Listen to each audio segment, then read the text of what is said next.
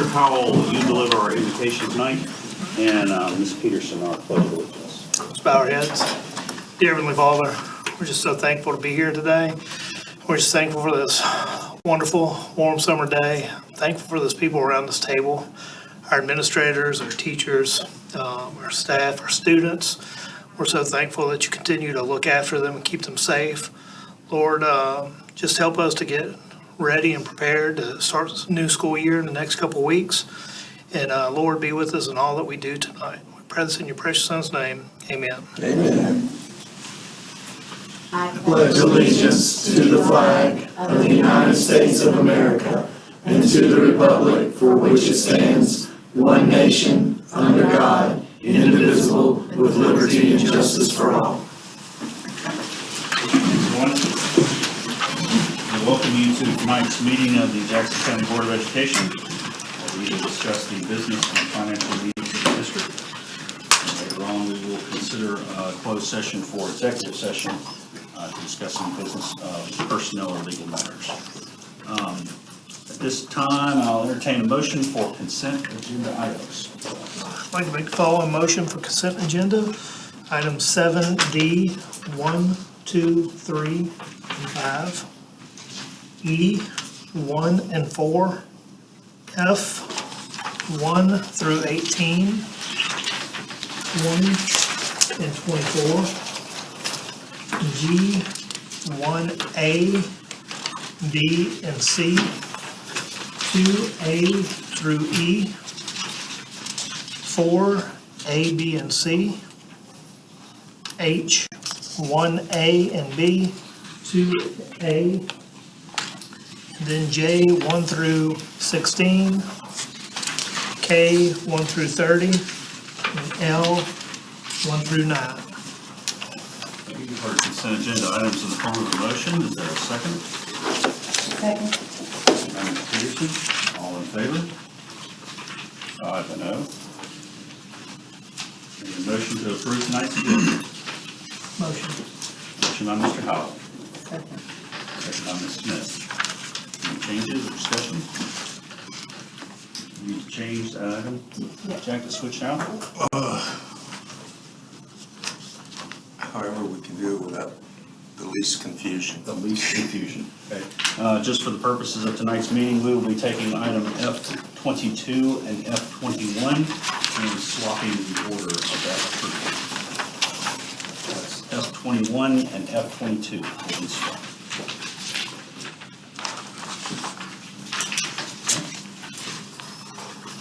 All right, there we go. All in favor?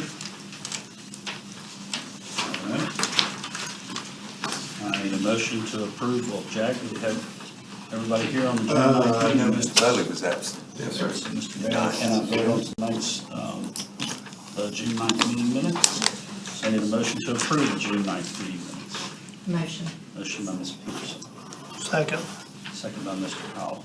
Okay, all in favor?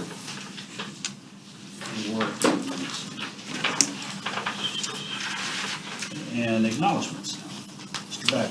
Yes, Mr. Covington's got a fantastic instructor and some 5, I think, outstanding students that he would like to recognize tonight. So, Mr. Covington, if you would come on forward and explain to the audience the outstanding group we have here this evening. All right. I'm super excited to be able to recognize this group. I should have probably done this a few months ago, but I had a feeling that they would have something more to talk about, so that's why we kind of waited. So, as you know, Ms. Seymour is our educator prep teacher, and they have their student organization is Educators Rising. So with that, they go to competitions on various things that teachers would do in the actual classroom. So I'm excited to tell you about all of these students. So this is not they just went to national competition, and this is not one you can just pay money and go to. This is one that you actually have to qualify for. So all the students that we're talking about tonight were top 5 in the state of Mississippi just to be able to go to nationals in Orlando, Florida. And Miss Seymour does a great job of, They get out there, they do car washes, they did bake sales, you might have seen them at Greer's, and various things. And thankfully, the district had some federal funds that are set aside that we get through CTE that we were able to help out the first place winners to go there. So I'd like to recognize 3 of the students here tonight and Miss Seymour. We have, first of all, Miss Seymour, you can come on up here. We have Alexis Lansdale. She was a national qualifier for the Educators Rising program. Oh, stay up here for a minute, stay up here. She, First place in the state. her qualification was she was first place in the state to qualify for nationals. We also have Jasmine Smith, who was a national qualifier. And Jasmine, what did you place in the state? I believe 5th place. 5th place in the state, qualified. Now, Jasmine, and I'm going to brag on her. She is a second-year participant. So she, a lot of times I introduce it in the first and second year. She signed up last year, and she continued. They both did lesson plan and delivery. So they had to work with a mentor teacher in the classroom, develop a lesson plan, and then teach it, record it, send in a 10-minute video, and then do a reflection in front of the judges. So. Sounds like national board stuff. It is. That's why I started leading that this year. Yeah. And last but certainly not least, we would like to recognize Mr. Aiden Warden, who was first place in the United States for his interactive bulletin board, which he has here with him tonight.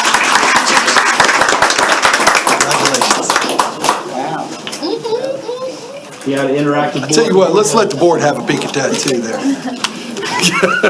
Very proud of him. He incorporated various levels of learning and then also incorporated diverse learner needs into the board. So I think that's what wowed the judges. Great presentation and speaking skills, so very proud. So I'd like to thank Ms. Seymour for all she does for these students. And like I said, as a former coach, it's kind of the mindset I get in. So sometimes when I leave, it's not like these kids just showed up to national competition and won. When I leave, they're there at the CTE practice and doing this stuff to 6, 7 o'clock at night after school. So they put in a lot of work, as did Ms. Seymour. And I want to speak just briefly about Miss Seymour. Y'all know the asset that we have with her and the work that she does for our students. She's taken it to the next level this year, and we're going to be hiring third-year students at East Central, St. Martin, and Van Cleve to not only help our administrators at our elementary schools, but to also help them prepare to become teachers. Because as you know, there's a huge national shortage, okay? And the biggest thing I keep hearing is grow your own. Hopefully we are growing our own. Y'all are a great example of the hard work and dedication that Ms. Seymour and all of y'all are doing in this class. And I hope you understand, you are light years ahead of most kids y'all's age that think they may want to go into education. You won't realize it until you get to college how much she and the district hopefully have prepared you. So we want you to go out and be successful, but we also want you to come home, okay? I mean that, because any chance I get, I want to hire a Jackson County graduate to work in our schools because they do a fantastic job. They know the high expectations we have. They love their community, and they want to come home and give back. So hopefully you're in for that reason. And if you ever need a job before I get out of here, please come back and see me. And I will do everything that I can to help y'all. So thank y'all very much. Let's take a picture real quick. But we're going to put this in front too. Y'all come stand up here and they'll kind of stand behind you. Want to recognize one more, Mr. Brad Pham. He ran off work. He's with us real quick, and he was also a national qualifier. Brad, you made it right in time for the picture. There you go.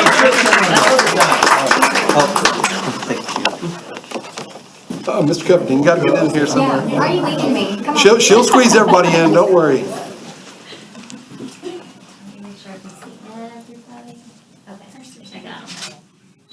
Here, open your shirt. Turn your shirt. Open it up. Are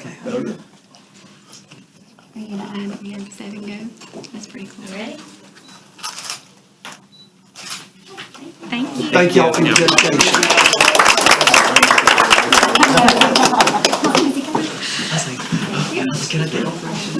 Wonderful, wonderful. Listen,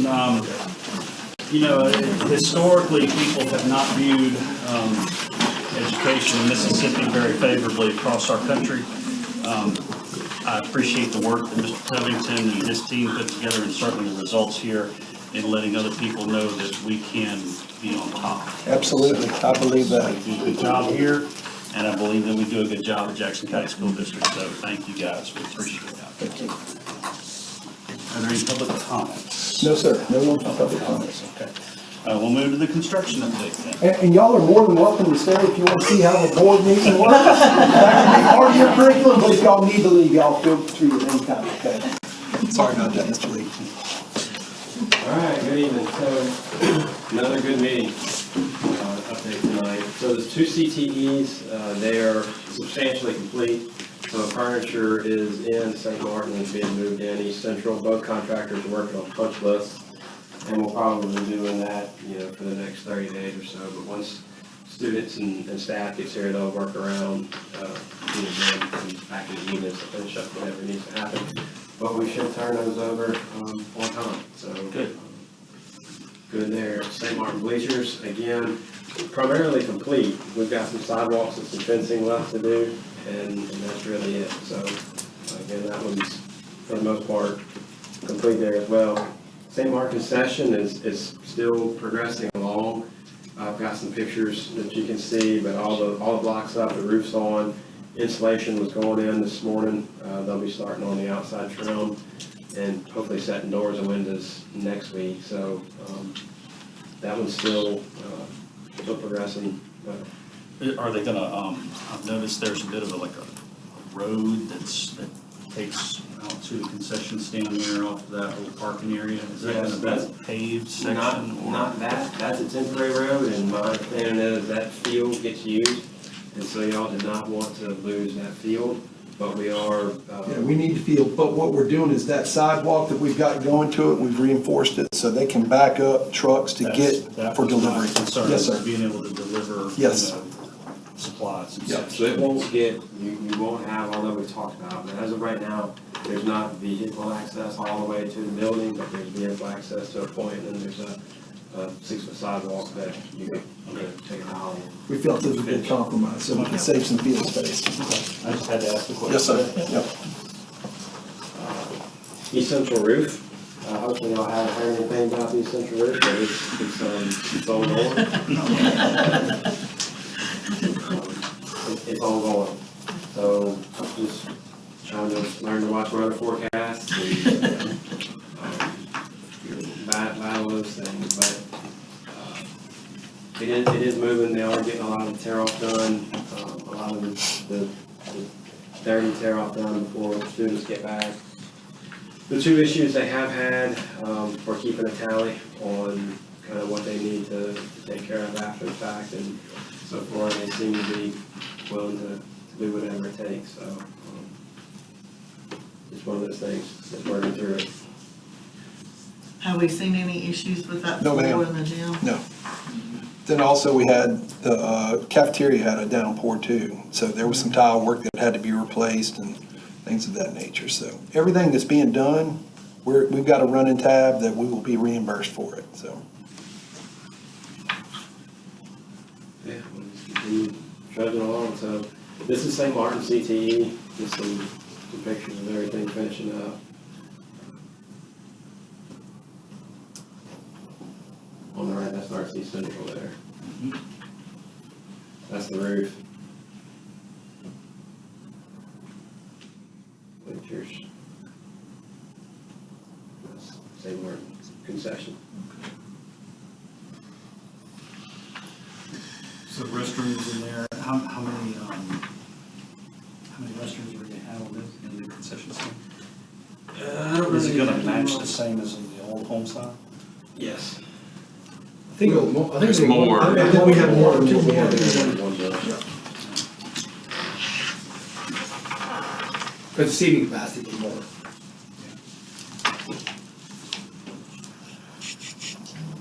It looks good, bro. Yeah. Like I said, I drive by there every so often, I just glance at it. It looks like it's all come together pretty well.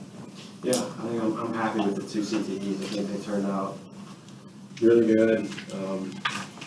Those aren't straightforward, simple projects, but both contractors did a good job and kind of went as we predicted. East Central would be last and kind of had to drag them across the finish line, but they did a good job. So. I think they're finishing up the East Central furniture delivery today, is that correct? They're a day ahead of schedule. Yeah, so he texted me earlier today and they, were on track to be done by the end of the day, he said. So with the lettering on the CTE for EC, is it gonna make it, or has it made it there, the lettering? It's, last I saw, it was not on site. It is scheduled to be on site. It is supposed to be there before 21st. It's, you know, it's gonna be an interesting install. I don't know if you paid any attention to that letters and how it goes together. Yeah, I know it ain't gonna be overnight task, but yeah. Yeah, it's, but, you know, they've hired a sign company out of Hattiesburg. They were gonna self-perform for the longest, and I think they finally heeded our advice. I wish they would have heeded it about 2 months ago. But they have hired a sign company. I mean, just, you know, there is a chance, in case you drive by and see it, there is a chance they have to pull panels off in order to install this. They're gonna try not to. But if you do drive by and happen to see panels coming off the front, that's what it's for. So, yeah, that's the last big thing to do. And as far as the punch list on the leaks that we're hearing, we got a corrective action so we can learn from this, because that structure is built on three different campuses to prevent this from happening again, is On the it? roofs. Yeah, So that's just. that's just him? They, you know, so what they do is they tear off a section and they try to determine, you know, how many squares they can tear off in a day and get it back.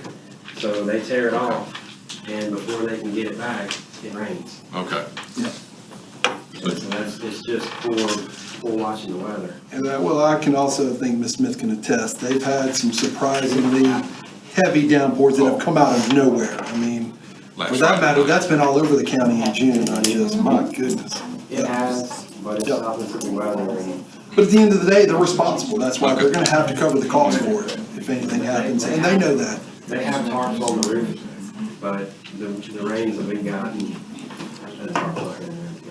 Okay. Especially on a flat roof, I mean. Yeah. And then the asphalt in the parking lot, there was a section that didn't get completed. Is that? Is that out where the cage is? That's in front of the gym where they're running that track. Oh, yeah, because they've got tractors going back and forth. Pave it and they're tearing up their track with Yeah. their tractor, so they left that. They're gonna come back and do that later, once they're done with the tear off. Otherwise, we'd be redoing the pavement again, the asphalt again, because of the heavy equipment turning on it and everything. And the runoff of retention ponds, we got a downpour, well, they got a downpour on Friday night, and both those retention ponds are slam full. So, Yeah, and I think, you know, we've enlarged them twice, okay, and they're as big as we can get them at this Okay. point. There is a lot of water coming through there, so I was there last Thursday, and it rained that night, and it rained again Thursday morning before I got out there. And at the time, the pond on the west was overflowed, and it was standing in the parking lot a little bit. Yep. And that's gonna happen from time to time. And we have had some pretty torrential rain. They also, just so everybody's you know, they overlaid that parking lot. They didn't tear it up and completely rebuild it. So if there was a bird bath there before they started, there'll be a bird bath thereafter. And we did that knowing that was gonna be the case, but also knowing that we didn't have the money to completely tear it out, rebuild the base and grade it. So I hate to somebody drive, see a brand new parking lot, see standing water, but it's no more than what was there prior to. And one of the other things, we were gonna add some more pavement, some more parking spots, and, but with the runoff issue, now we're gonna put in some limestone to kind of help mitigate some of that runoff, so it can actually, soak through the limestone, Yeah. soak through, instead of it all running off. I will say this, all the water's coming away from the building. That's the main thing. oh, yeah. Yeah. It's, I'd rather have water in the parking lot than up against that building. Yeah, it's not gonna impede anything in the process. And we'll say this with the repaving, we also picked up 26 new parking spots too, so just from a new layout, so. that's great. For those that haven't been over there lately, it looks like a different campus, it Oh, really yeah. does. With everything that we've done, moving the infrastructure, Dwayne and his team, while we had the time and opportunity, moving some of those tanks, those propane tanks, lower profile tanks, up in a better spot, getting rid of some of the old piping and things that are out there, it's much cleaner, good looking look. I agree. Thanks, Brad. Thank you, appreciate it. Y'all have a good evening. Thanks, man. Okay, that takes us to financial management. We have several items for the June financials. Discussion on June 2025 monthly financial reports. None, okay. Item D6, approve prepaid claims docket. Do I have a motion for item D6? Motion. Motion by Ms. Smith, Second. second by Mr. Bailey. Any discussion? All in favor? 5-0. Item D7, approve the open claims docket. Do I have a motion for D7? Motion. Motion by Ms. Peterson, Second. second by Mr. Howell. Any discussion? All in favor? 5-0.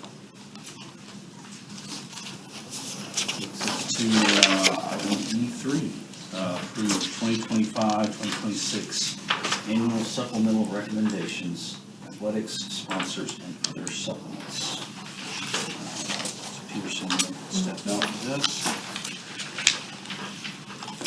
First of all, do I have a motion for it? Motion. Motion by Mr. Bailey. Second by Ms. Smith. Discussion on this.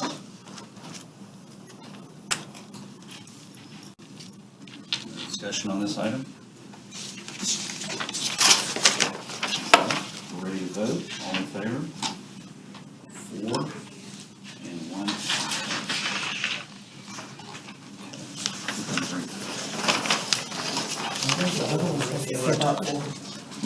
Oh, that's right. Yeah, That's right. want to go and take We'll those go right first? through that. Yeah. We'll go straight down to, sorry, we decided to move, yep, item 21, we decided to move item 22 down to the end. So that takes us to F21, which is to approve new coaching positions. Do I have a motion for F21? Motion. Motion by Mr. Bailey, second by Mr. Howell. Questions on these new positions? Exciting opportunities for our Yeah. students. Oh, We're yeah. excited about it. Especially after Yeah. the results we have for the Yes, sir. football Yeah. this year. And Mass this morning, they were talking about flag football. Right now, there's 38 teams, they're looking for 2 more. They're gonna do it, I'll tell you right now. Wow. It's loaded. So if they get 40, we can play a 5-game season, and we'd make it a 3-round playoff. Wow. That's great. Very neat. All right, all in favor of this? 4-0. And then item F23, approve policy GGBC teacher salary scale and adopt the employee performance-based incentive. Motion. Motion by Ms. Smith, Second. second by Mr. Howell. Any discussion on this? No discussion? All in favor? 4-0. We can bring her back in for the F22.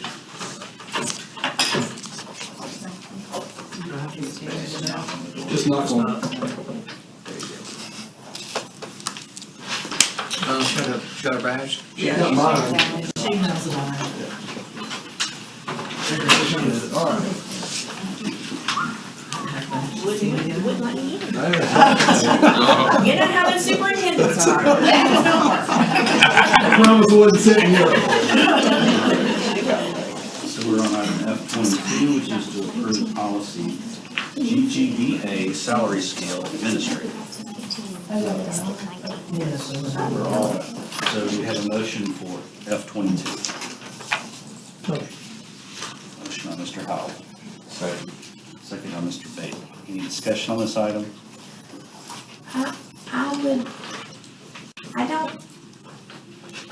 I don't wanna sound like I'm complaining,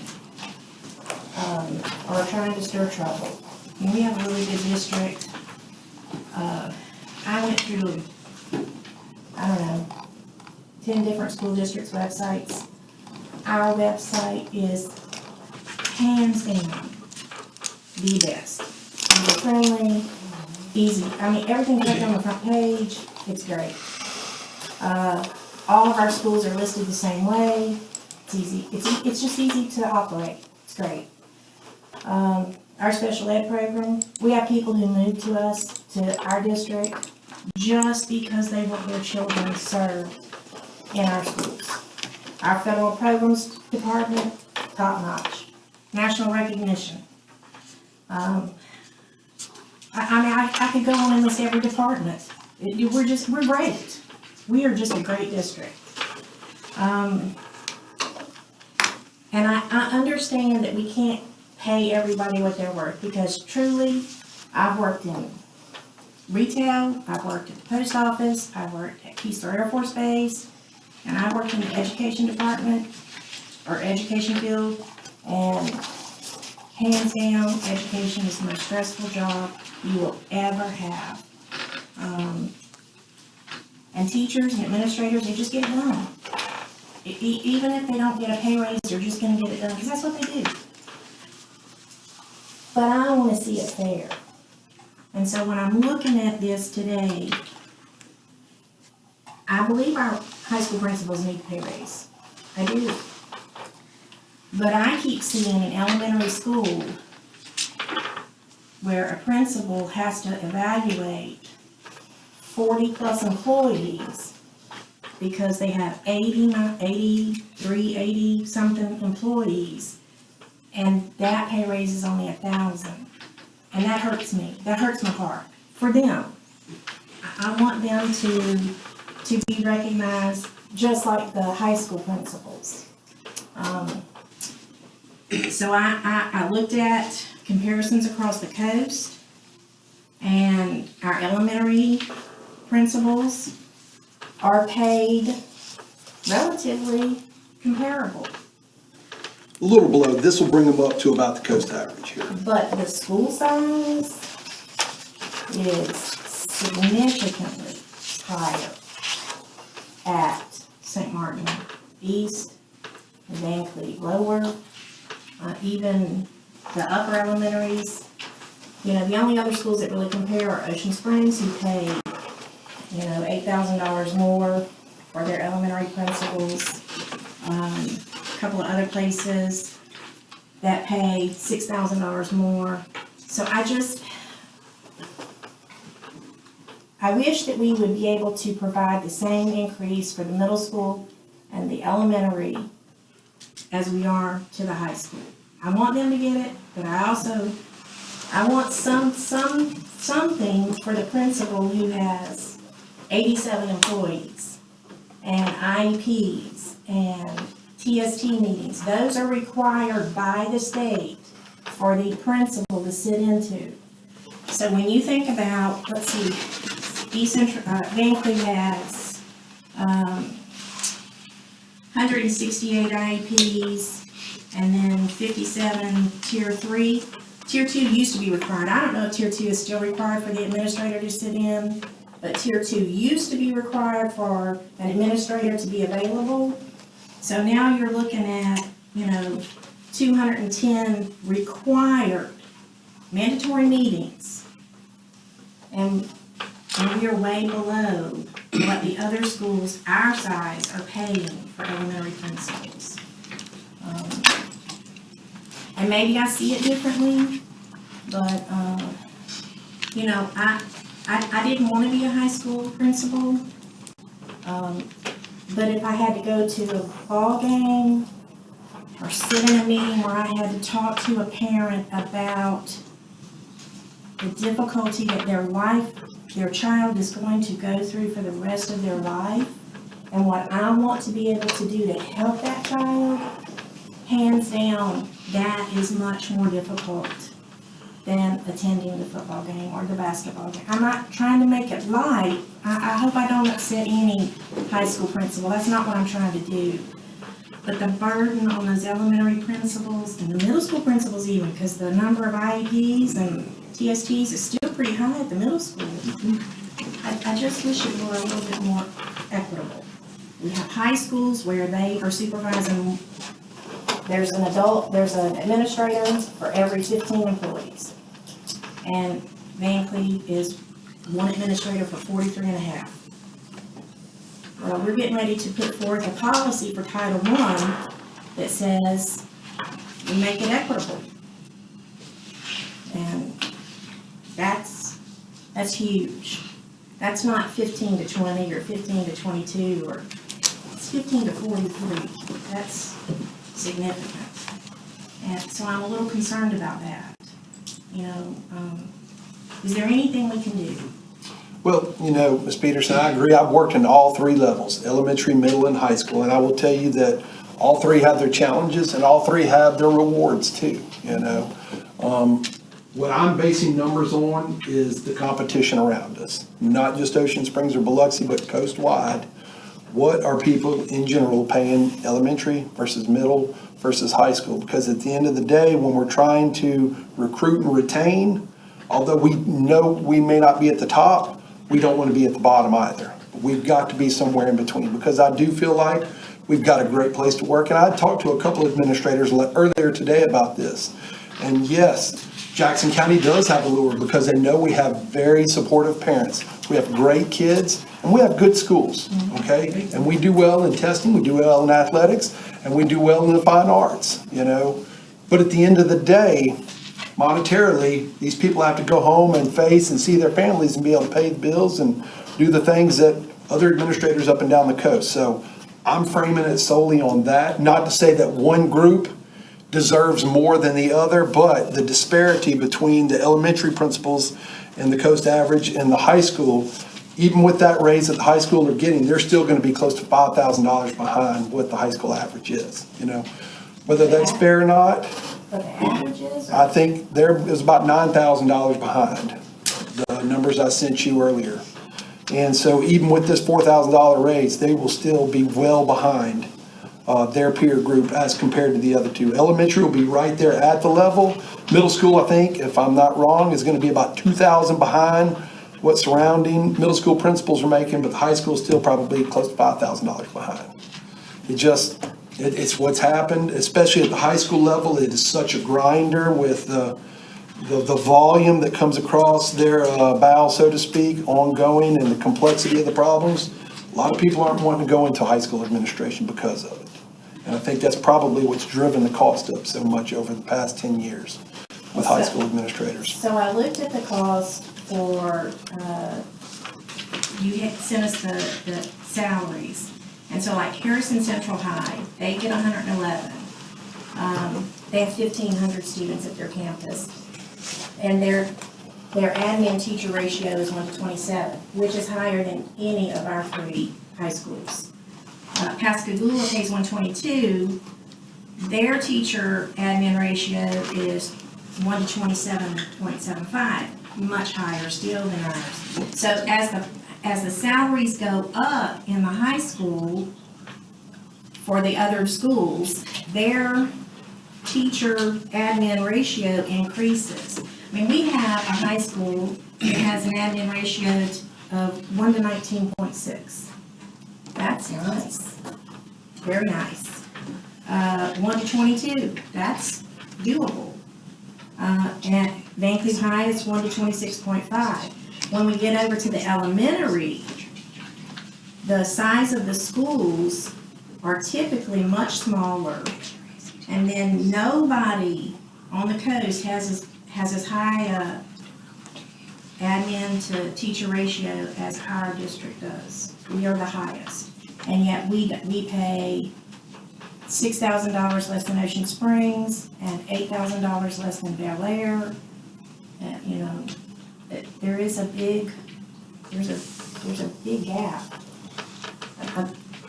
And we may not be losing elementary principals because of salary, but we could potentially lose elementary principals because supervising 44 employees is tough.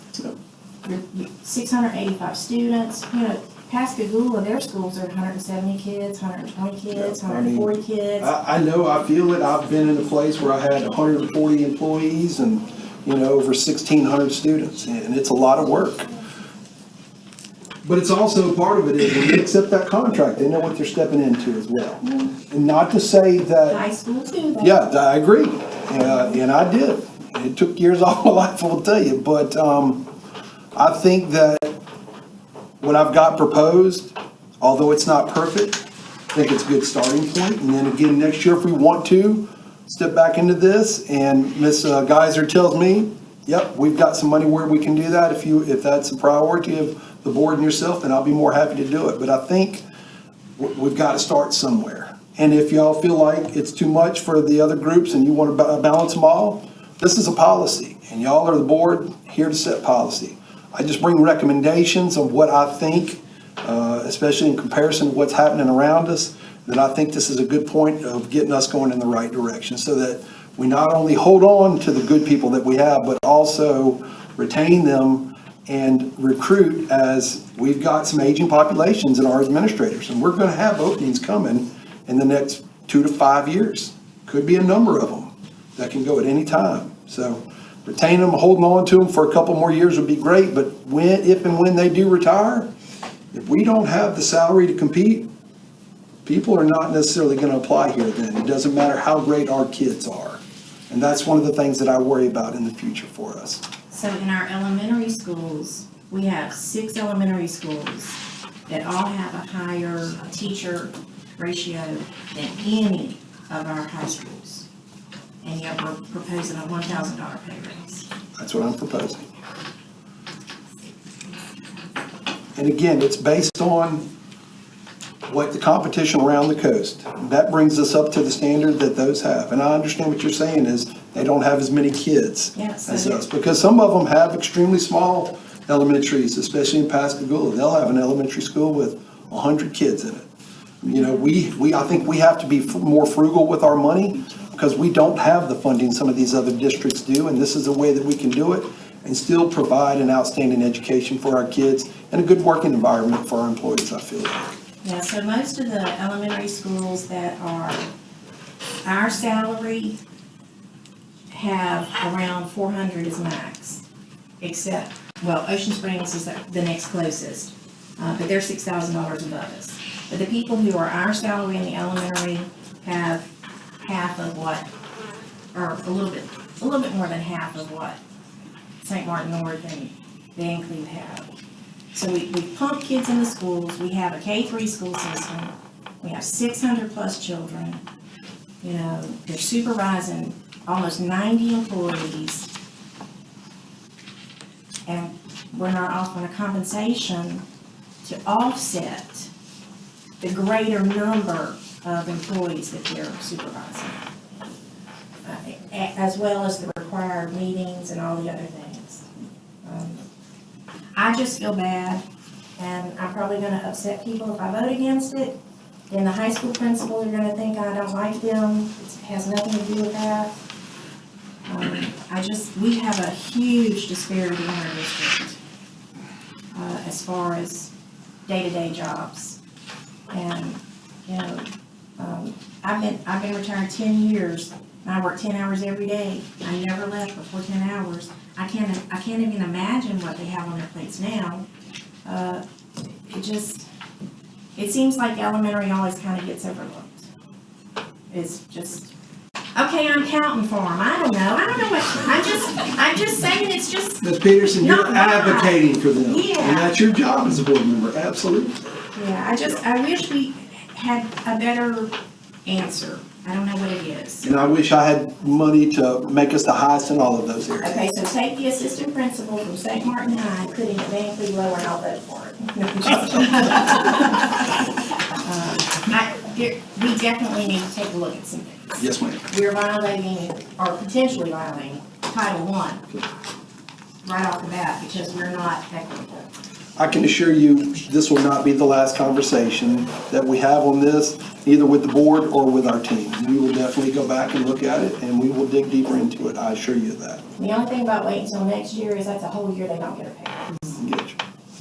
Or some assistance, or whatever, you know, I don't know what the answer is. It hurts my heart. But we have a good school district. Thank you for sharing your thoughts and I do wanna say concerns. that. I think we have a great school district. I think Ms. Peterson makes it very evident that we're passionate about the people that we have under our employees, and we recognize the value that they bring to the table and the burden that they face every year. And we recognize that burden may not be as balanced or in line with other school districts, or even within our own school district at times. I do think that this is a good starting point.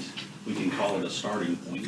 And then, you know, if later boards want to revisit this and augment if possible, you know, if it's within our financial scope and ability to do so, then I would hope that you all would support, again, you know, further increasing this. So we do reflect salary-wise where we are achievement-wise. Yes.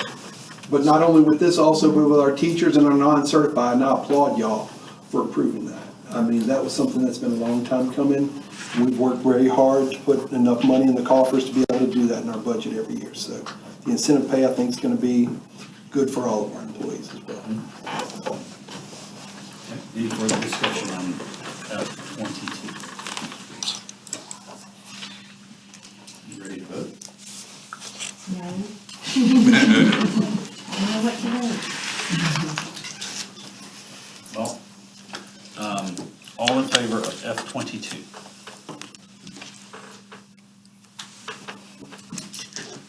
Five and oh. Okay. Thank you, good discussion. We have several items under section F, under present, several policies. Any, Mr. Lee? yes? We need to go back to 19. I think we sidestepped it. We did. Yes, sir. Sorry, I'm sorry about I that. appreciate that. F-19, policy GABE, Title I, comparability and equivalency of staff. Do I have a motion for F-19? That's a mouthful. Motion, Mr. Bailey. Second. Second by Mr. Powell. Any discussion on F-19? Well, that would be me. Very first sentence, maintain equivalency among schools in the allocation of teachers, administrators, and auxiliary personnel. And when we have schools that are supervising 44 employees per admin and schools who are supervising 16, we're not equitable. I don't know that it means equitable with that, with the equivalence, and I may be wrong. Dr. Williams? Okay. I just want to make sure. Bless it, he was having me talk. I was hoping. She was hoping that, Look, yeah. I felt a nerve. One thing Dr. just Williams does is she keeps us out of trouble. popping. Okay, so I can sit from here? Yes, ma'am, absolutely. Wonderful. Yes, please, wonderful. All right, so equivalency, when it comes to comparability, we compare our 7 Title I schools. So that's where the equivalency, and you It's know, all elementary. it's all elementary. So, Well, how convenient. Isn't that? okay,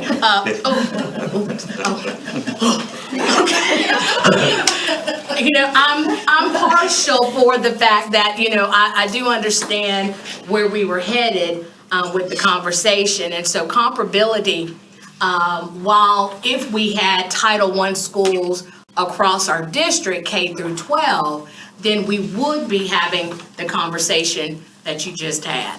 However, that when we submit our reports, we look at our uppers, we look at our lowers, and we make sure that they are equivalent in resources and in staff. So, Which we are still gonna have an issue because of upper. Because their ratio is 1 to 18.5. And 1 to 18.5 compared to 1 to 43.5 is huge. oh, yes, okay, so, yes, so what we do Tell me.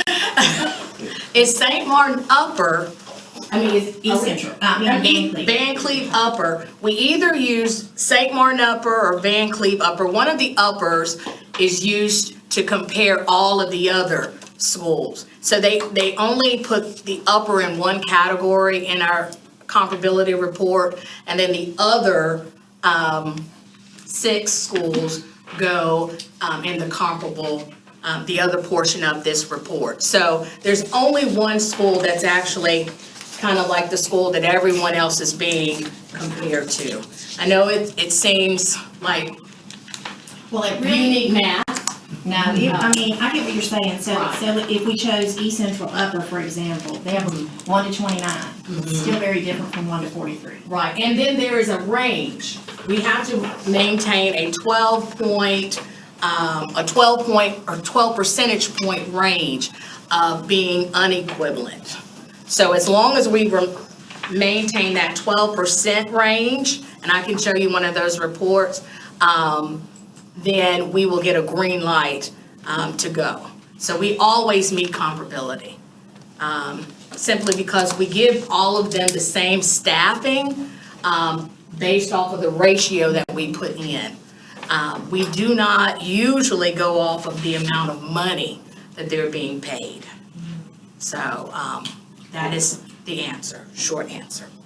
Are we in compliance? We are always in compliance. Amen. Excuse me. Okay, that's enough. Well, it's important to know that. That's right. I agree. That's why I asked her to speak to me. And because we want to make sure that we are in compliance. Yes, ma'am. But we also want to do a better job of bridging the gap. Point taken. It's just, the gap is just too wide. It's definitely something to review. Yes, sir, absolutely.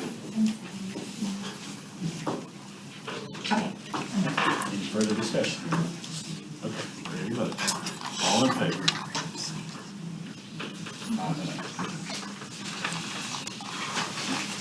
Okay, that takes us to the several present policies, items 25 through 47. Any discussion on these policies that were presented this month? Okay, we'll move on. Under curriculum and instruction, we notice we have some ACT data for the Jackson County School District.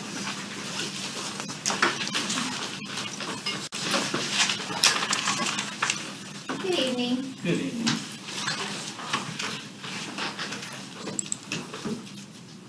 That's it, under G1D. So this is our spring of 25, so these are the juniors that tested this past spring. So we did drop 0.2 of a point down to 19.6. We had a couple of slides, either Central High School and St. Martin High School, but Van Cleve High School rose pretty significantly. We did meet with all of the ACT coaches in May, and we discussed action plans for how we will not have that slide again in the future. And they put together 5 or 6 different points that they want to focus on, and some of their points did speak to things that Van Cleve High School are currently utilizing to make sure that all the teachers on campus are contributing to the ACT, not just those ACT coaches. We asked them what was one thing that we could do that would help them to continue to increase their ACT scores. And they unanimously said that they would like for our 10th grade students to take the ACT in the spring of their 10th grade year. So that way, when they receive them as juniors, they will have a baseline, a starting point, and they'll know exactly where to start helping them when they get them in July or August. So we do plan on funding that this year, and Amber's already given me the green light. yes. And then one of the things that I wanted you guys to point out to you guys, so when this initiative started several years ago, back in the 1920 school year, we had 55 seniors that were scoring a 27 or above on the ACT. We have now over doubled that with these ACT coaches. So that's money in our students' pockets or their parents' pockets, those are scholarship numbers. So I'm very proud of that increase. And it did increase significantly between the 24 and then the 25 seniors. And then the next slide. Do you have a question? So, Dr. Sonia, back to the previous slide, the average score that you have there, that's per test, right? That's not, because I know that you can do a super score and take tests. That's the overall composite without the super score. That's without That's super just score. the one test. That was the juniors in the fall, or was it? That was the spring. Spring. That's their spring Okay, test. junior spring testing is the one that they use that number for. The mandatory state test. That's correct. Yes. That everyone takes. But I will tell you, there are changes coming with the accountability model and what they accept. It's not just that anymore. They're going to start to do super scoring along with some other things, work keys and other things too. So they're really getting ready to change the accountability model on some of these. I just want to make sure that we're comparing ourselves to the left and the right along with Correct. everybody else in the Yeah, same yeah, manner. that's correct. Yes. So with our seniors that just graduated in May, these are their numbers. So we had, almost 85% of our students at Van Cleve High School that were college and career ready. And East Central had just over 60%, and then St. Martin was right at 54% that were college and career ready. So again, in our action plans, we are addressing that as well. Okay. And then those, So to be college and career ready, what's the criteria? there's a multitude of ways that they can be college and career ready, whether it be met through the ACT work keys, the regular ACT. But what's the standard score for a college career ready ACT? Is it 15, is it 18? Do you know? No, I think it's 18 to 21. It depends on the different sections of the ACT. Right. There's different, you have For to each score a section certain, has a right, different- you have to score a different different level in each criteria. section for me to be considered college and career ready. Okay.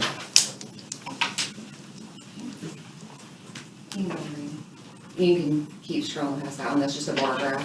Okay, and this is our junior class, so these are our upcoming seniors this year, and this is where they stand so far. So we do have a little work to do there, but they have the opportunity, to take the test again as a senior, and we typically see about a point rise between our junior and senior year. Usually there's about a point increase, so we're optimistic, hoping that that will hold true for these students as well.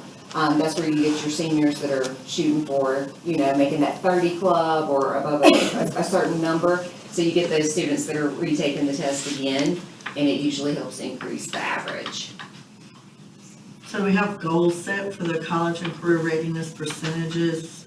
We do, we'll meet with the principals, here in just a few weeks, and we'll go ahead and get those goals. They'll set their goals for this upcoming school year, and we will be able to share those with you. When they do the board tours and they do their presentations, those are all. Those goals are in fully there. included in that.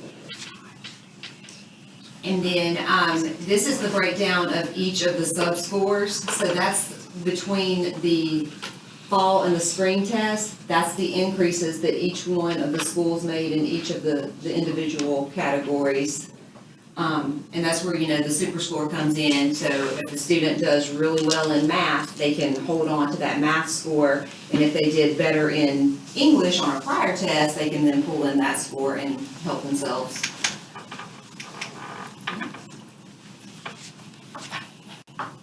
And again, that was the growth for the juniors. And then we had our ACT coaches, they attended training this summer. They did the AIMS training to be certified. So we now have all of our ACT coaches. We had a new one at East Central this past year, so she's now been AIMS trained for ACT as well, so everyone's ready to go. So a few things, so that cut score is 17, the minimum for college and career is 17. The Miss Holmes is rocking it. Yes, she is. And I know, as an educator, I see things totally different from other people because, people here, we have 60% proficient and advanced, and they're thrilled. I'm going, that's 40 that's not. Proficient is standard, the minimum. That's 40% not. Since we put this initiative into action, we've seen a decrease at St. Martin High School and at East Central High School. How much are we investing each year into this? A large amount. And we are seeing a decrease over a 5 years, 6 years. It's concerning to me, especially when I've got a principal supervisor. No, I'm just kidding. Just run it like you need a little bit, but seriously, I see it as sometimes it's easy to help the children who are on the high end because you feel that you can approach them, the parents push, the kids are motivated. More receptive. It's not quite so easy sometimes to help the child whose parents don't quite understand the ACT. And they don't understand what their child needs to be college and career. And so I see, those are the kids that we're missing. And we're missing large chunks of them. We're missing those kids in the middle. We've looked at that data and we're missing those, raising those 19s to 22s. Those 17s, Mhm. those are the kids we're Those are missing. the kids we're missing, and that was a conversation that we had with the ACT coaches, and that's part of the thing. So have we noticed this over 5 years, or this is, we just noticed this, or? It's been trending, like you said, it's been trending that way. But when we met with the ACT coaches in May, this was, your exact, We've had this conversation with them, but go ahead and talk now. we had that exact conversation with them, that we started this initiative. We have seen a consistent trend downward at 2 schools. And we can't keep justifying funding this, we're gonna keep seeing that. And so that's why we had them submit an action plan, that's why we got them together, that's why we had these discussions, and we looked at all those numbers, and that's what we talked about, was we're missing the kid in the middle. We're not missing the kid that's got a 25, 26 ACT, that's trying to get to that 30. We're not missing that kid for the most part, we're getting that kid. We're not getting that kid that's got the 17 when he's a sophomore or a junior, or she's a junior. Those are the kids we've gotta get to.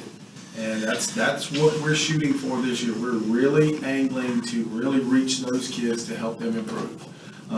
That's the reason that I asked Mr. Baggett, can we get the money to get the sophomore kids to test? Because that is the big thing that all 3 ACT coaches, all 3 schools, they said if they had that data, it would make it so much easier for them to identify where those kids need the most help.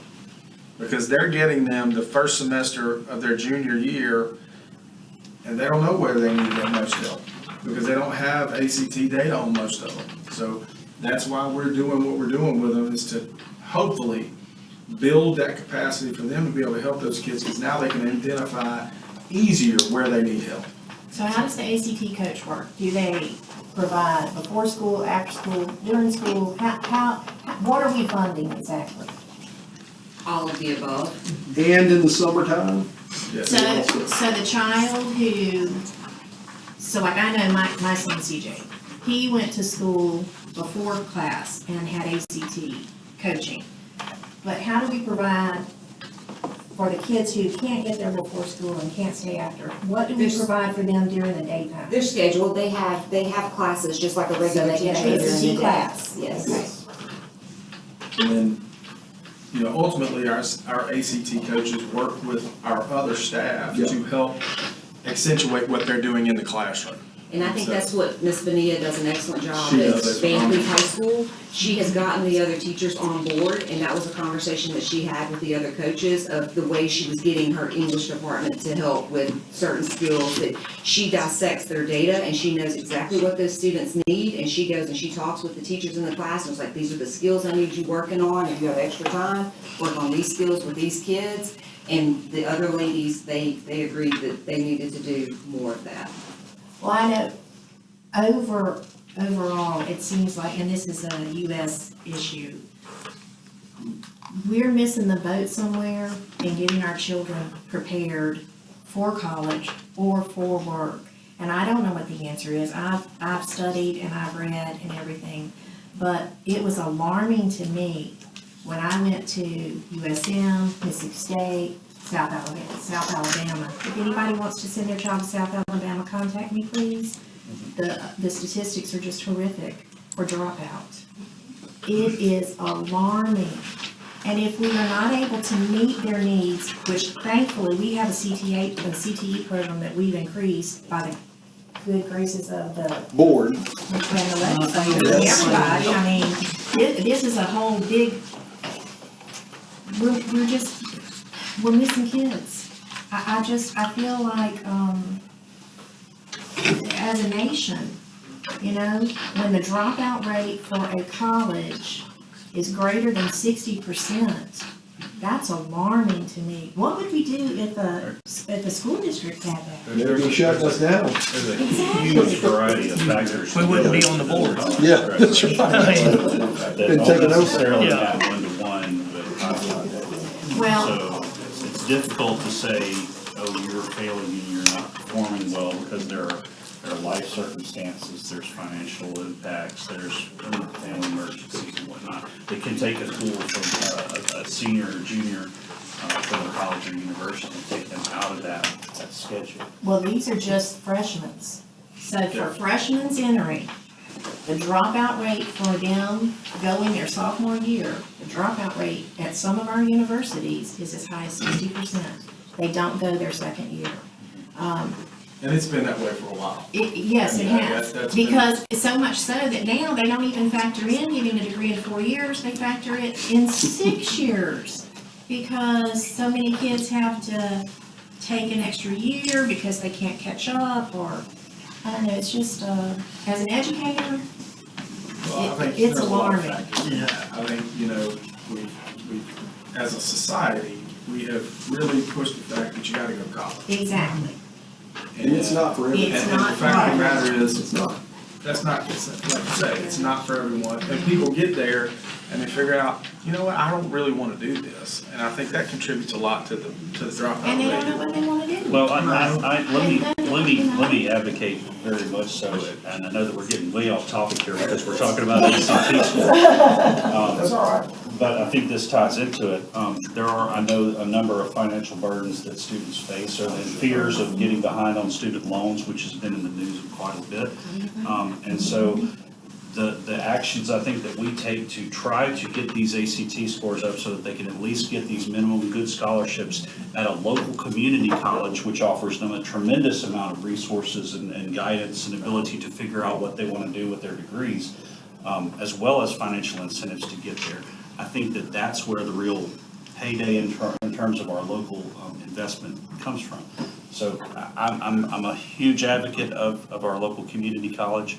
I think for kids that don't necessarily know what they want to do and they're freshmen and they're sophomores, I think they have a much better chance of transferring to a university and finishing out their degree on time and doing it at a fraction of the cost. Great. So that's my grandstand for our community college. But I do think that there are some factors that we have to work on with getting students to that scholarship level that helps offset those financial burdens. Yep. And I do appreciate the work that you guys are doing, and I know that you're looking at the data, and it's a sea of information to try to sift through. And so just to wrap this up, because I'm rambling, I know that you have good people who are working on it. We just want to make sure that the investment that we have placed in this is paying off good dividends for our students as they take these and get these results.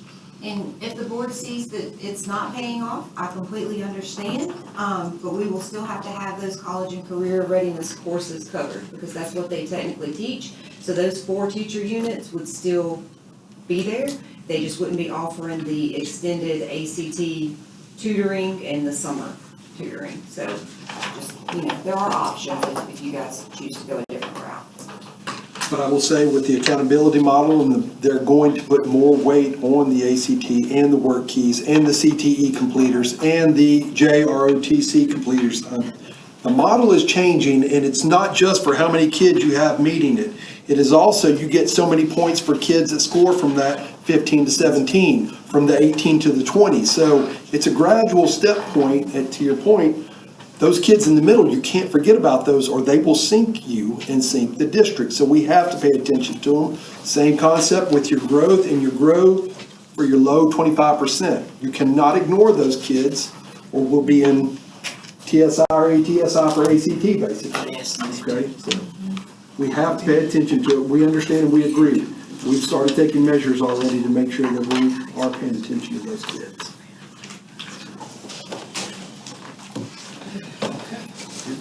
Thank you. That takes us to item,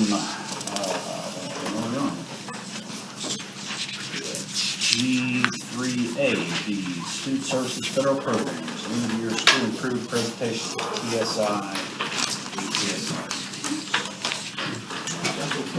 Starting point, you get a lucky draw. Thank y'all. So I know every month you guys get the report from all of our TSI, ATSI schools, and I'm not going to belabor that too much. There's a couple of things I wanted to point out though. If you scroll down, you'll see that our discipline has increased pretty significantly. You probably don't remember from last year, but last year we had, what I report to you, if you look at June 2025, all the way at the bottom, number of discipline referrals, that says 333. That's state reported discipline referrals. Last year we had 5. My point in telling you this is that this is going to kind of be a baseline year for us as far as discipline. I think I mentioned that to you guys in our presentation when we came to the beginning of the school year.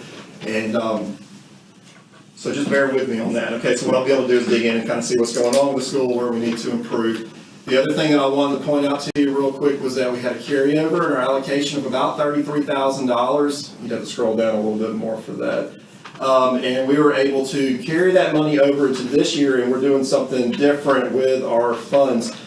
They use that money primarily to hire tutors, and what we've done is combine the funding from the carryover and the new funding, and we're going to put in a full-time teacher position that's going to be a full-time interventionist for our special ed. They're going to really be targeting our people who are 1 to 2 grade levels below where they at when we get them. Okay, so what we're envisioning is full instruction with the regular teacher, and then pulling them out and giving them real, intensive interventions with these small groups for these kids who are. We got kids coming to us still in kindergarten, first grade reading level, math level, and we're going to really be targeting them. So I'm very excited about that.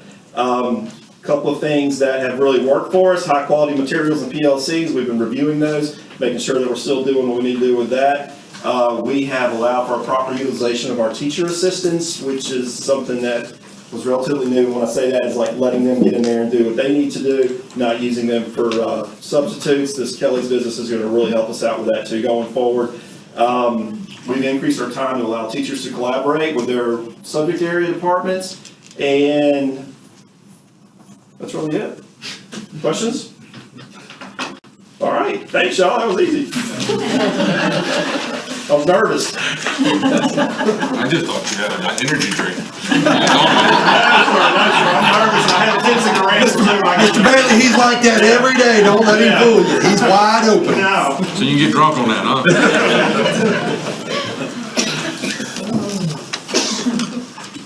Okay, so for East Central Middle, some of the things that we have put in place to try to help our students, our MT25 students, last year we started co-teaching in the summer where our ELA gen ed teachers and our inclusion teachers come in and plan together.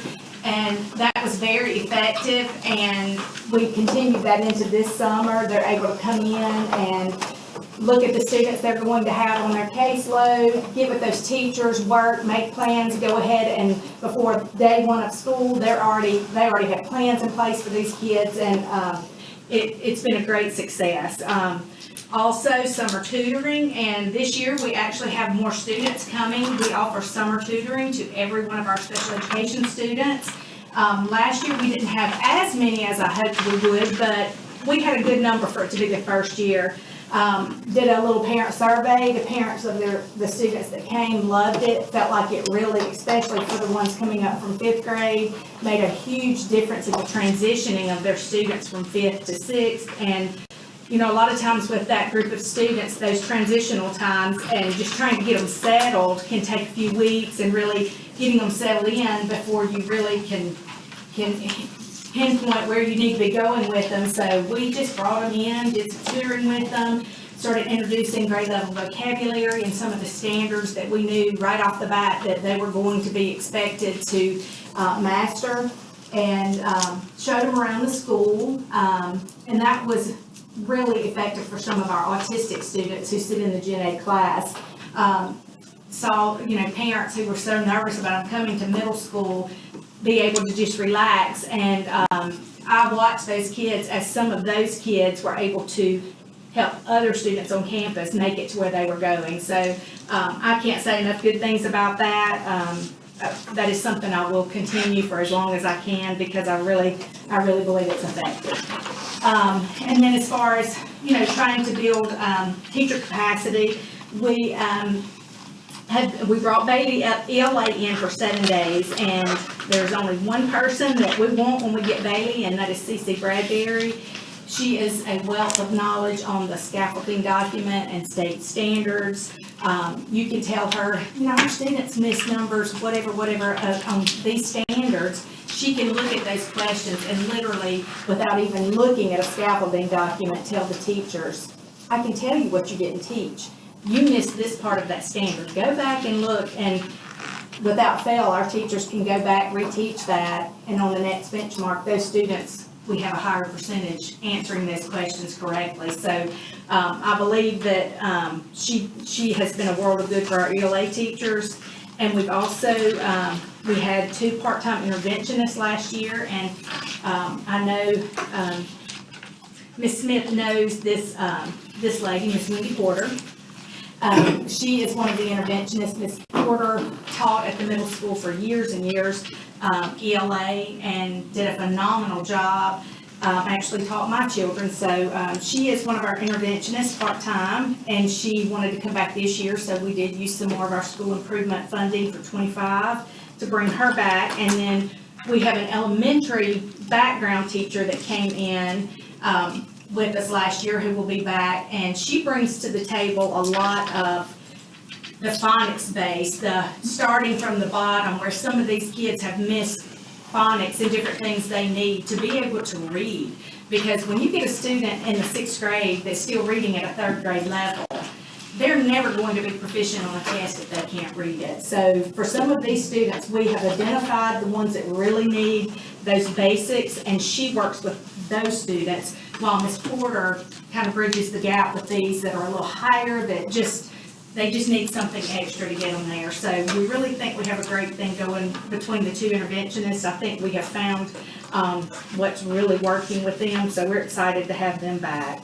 But as you can see, we started off our goals, 60% proficiency, where we wanted to be in reading, and then growth of all 72%, growth of our bottom 25, 60%, math 79%, growth of all 90.1, and then growth of our bottom 25, 64%. Science, we wanted to be at 77.5, and this was based off of last year's scores. And just like last year when I stood here and told y'all, consistently, you can see we did not meet that, but statistically, year after year, when our MAP scores come in, we are normally well above where we end benchmark 3. So we are very hopeful that that trend does continue, and when the state releases official scores, that again, that we will be looking good. This is about where we were last year, and we had great success last year, so I'm hoping that that trend does hold and proves to be the same this year.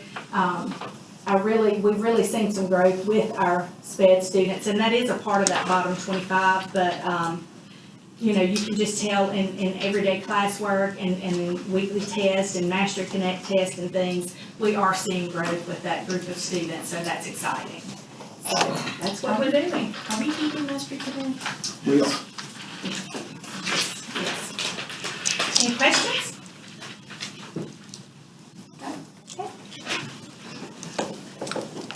All right, St. Martin East Elementary.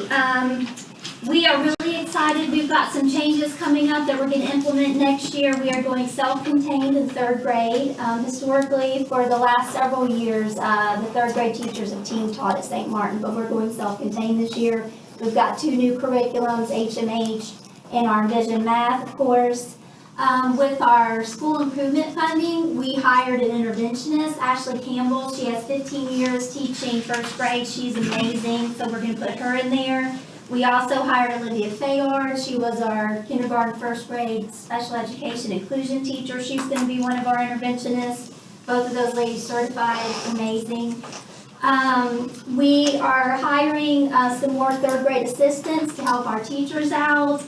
They're not going to each have their own assistant, but they're going to share an assistant. Our special area teachers are going to be going into our 3rd grade classrooms and helping with their response to intervention time. They're going to be incorporating some things in there. And one of the biggest things we're going to do is start identifying our TST kids early. We cannot wait till 3rd grade to start remediating. We're going to look at the 1st grade data. We're going to do whatever we can to identify those kids right away and get them the interventions that they need. And data chats, we are really data-driven. We've had Sarah Finn come in, talk to our third grade teachers and really dive into that data. We have our teachers do data chats, but Ms. Noel, my assistant principal, and I met with every single third grader right before the reading gate test. Went over their data, gave them a pep talk, did everything we could to make them feel, they're more than just a test score, but we needed them to do their best. One of the things I found interesting is we ended up with 7 third graders who needed to take the reading gate for the 3rd time. They failed it the first 2 times. Of those 7, 4 of them in 1st grade were identified in the MP25 and had not had any interventions. So we're going to start early, getting those kids ready for that test. Any questions? Looking forward to a great year. Thank you all. Thank you. Thank you. So I do have just a general question. Well, not just for you.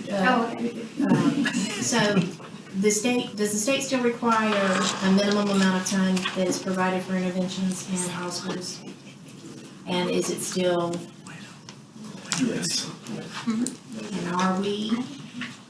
Yes, we are. Yeah. We are, yes. Has that been the case in the last 3 years in every one of our elementary schools? No. Today it is. That's why I was. Today it is. Yes, measures are in place now to make sure Has that been it for the is. last year. That was, Yes. because interventions should start in kindergarten. Agreed. You don't wait. They start in kindergarten. We have, I don't understand Master Connect a whole lot. I've never used it. They don't have Master Connect in K-2. But they have the maps or something comparable to it, whatever the latest one was that we got for the kindergarten. What was I don't know the name of it. We were using the iReady. No, the state. No, Oh, kindergarten readiness the assessment. iStation, that's now going away. Yeah, that one's going So what- away. It we're is- We're going back to Star Renaissance. We're going back to STAR, okay. Well, STAR doesn't provide progress monitoring, does it? Does it I don't provide? know, I have a webinar tomorrow to see what we're going to do. Yeah, I don't think STAR provides progress And monitoring. in the But, past. but nonetheless, the schools that receive Title I money have the capability to purchase software that can be put in a teacher's hand to provide progress monitoring, and interventions has to start in kindergarten. It has to. Up until the beginning of this past year, that was not done across the board, but it is now.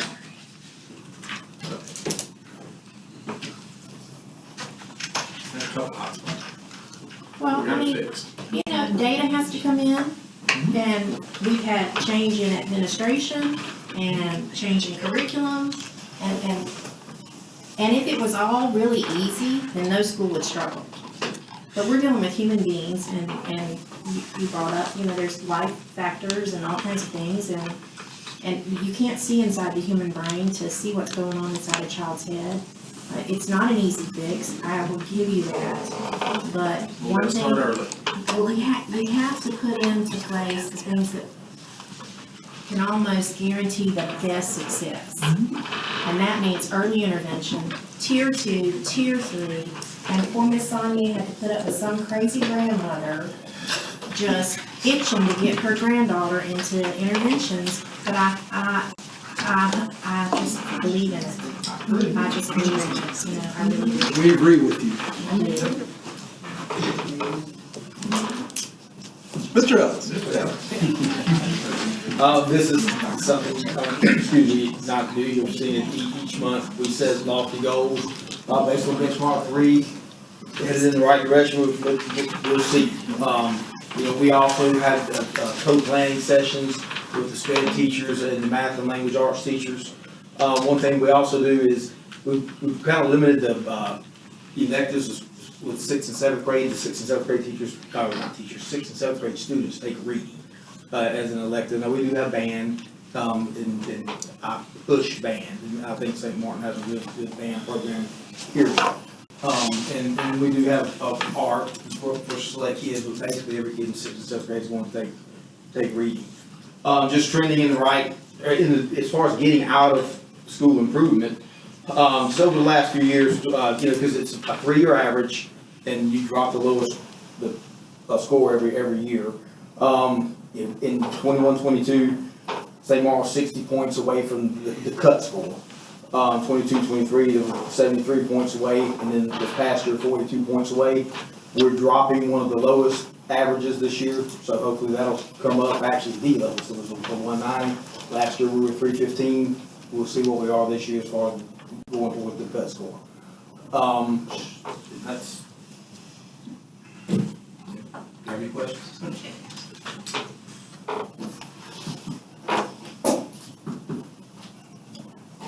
Thank you, Mr. Thank you, Mr. Allen. Thank you.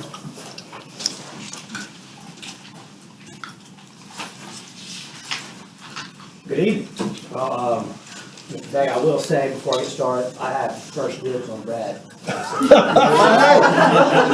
Hey, I recruit early and often, Mr. Scarborough, early and often. All right. Sounds like you've got a bid more. All right, so anyway, we're here with the St. Martin High School, Mr. Scarborough, and we're on school of improvement specifically for students with disabilities in DLA. And that basically, when you look at that data, when it says reading, that's really we're talking English 10, okay? That's that particular subject area. All right, and so we set goals, obviously here, as you can see, it goes across the map scores. That's based off last year's scores, and so we set a goal for reading, math, science, and U.S. history. And not really applicable to what our need is and why we're on the school of improvement for those particular goals, other than English. And particularly in that one area, which would be the bottom 25%, because that is where most of your students with disabilities, that's where that particular area that you want to look at and monitor the most. Based off those benchmark assessments, the second benchmark, as you can see, we're exceeding in all those areas. But you have to also include the fall data as well. And so looking at the fall data and looking at those benchmarks, I can roughly say that we will probably meet those standards. It's a good estimate, I would say. With the exception of probably the bottom 25% is still going to be pretty low. So that is an area that we struggle in. That is an area that we have to accommodate for. The other piece of data that's not up there that really should be there, which would be more what we're trying to figure out, is the growth of the students with disabilities, SPED students in English 10. And so I do keep up with that data. And so basically that data is, I predict we probably should be around close to 50%. Now the state dictates to us that you should be at 50%. That's how you end up getting out of the school improvement. And so now they're looking at a 3-year average. And I will admit that last year we did not perform very well at all. So now we're stuck with the last year's. This year's going to look good. The previous year before that it looked really well. And so now that last year was not very good. So it really will affect us for a 3-year average. So that's the tough part about this is if you have one down year, you're in it until that rotates off, and then you've got to make sure you don't have another down year within that 3 years. So it looks like we're going to be pretty good, and hopefully we can continue this trend. But because of that one down year last year, it might be 26, 27 before we get out. So, and that's kind of, that's the first thing that we finish getting. But I do have some information here that basically tells you why you're on PSI and how to get out. If you're interested in this, I can hand that to you. A little more so to get out, but essentially though, if you just think of it, it's real simple. It's just making sure your SPED students overall are growing, and if you can get them up to 50%, then you can pretty much get out of the program. It's just, you have to keep that trend going up for 3 years. Okay. Any questions? I focus on our grant money. It basically goes towards personnel. I have an interventionist and 2 tutors to 2 tutors are former English teachers, and so they're tutoring all the time, all year long. Specifically, English 10 students are bottom 25%. And then I have an interventionist. Her job is strictly special education students in English 10. That's all she tutors, individualized instruction. And so that, I do believe, pushing them, that's one of the reasons why I'm getting more results now. We're getting more push out of those areas as well. We're doing team teaching as well with our inclusion teachers. We've put more emphasis into that model as well, getting more results out of that area as well. And so I do believe that's why we're contributing to improvement from last year to this year. So hopefully we'll have a 5% jump in improvement there. Any other questions? Thank you. Okay, thank you. Thank you, Mr. Barber. All right.